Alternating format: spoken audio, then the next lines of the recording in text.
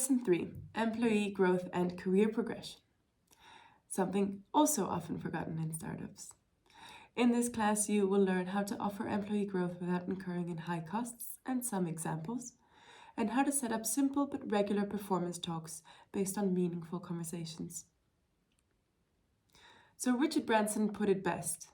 He says, customers come second, employees come first. And this is a philosophy that brings a lot of benefit to the company as a whole, because if your employees are doing well and they're engaged, they will do their job better, and that will reflect in happy customers.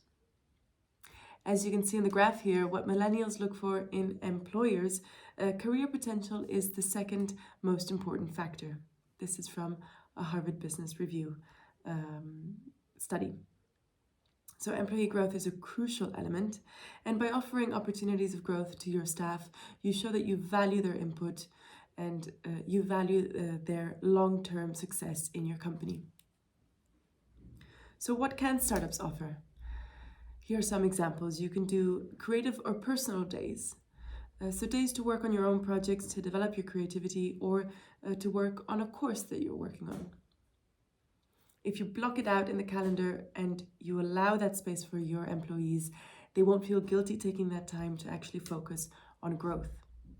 If you don't do it, then they will rarely do it themselves. Another thing you can do is invest in a budget for personal growth.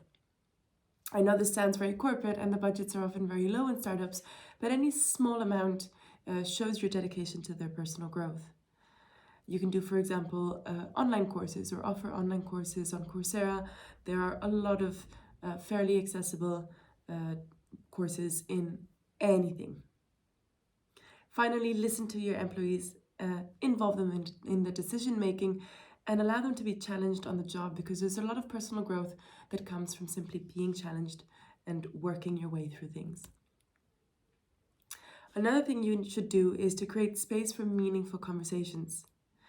In fact, employees whose managers are open and approachable are much more engaged. You, as a manager, need to be open and allow that space for your employees to come to you, whether it's about work or not. Because if someone's going through a hard time and they need someone to talk to, it's best if they come to you.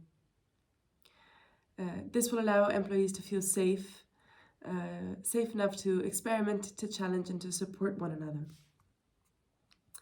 These meaningful conversations can also be in the form of performance reviews. Another thing which is considered very bureaucratic, very corporate, and is often set aside in startups. But this is a mistake, and it can lead to communication breakdowns, lots of stress, and maybe even burnout.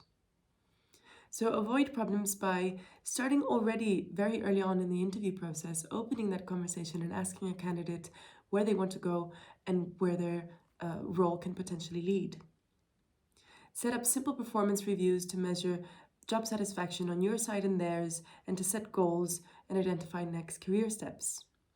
Within startups, there's often a possibility to move within one sector to another or one department to another. Allow and trust your team member to pick up challenging projects and to grow within the company. So in this lesson, we've learned how to offer employee growth without incurring in high costs, and how to set up meaningful conversations and some simple performance reviews.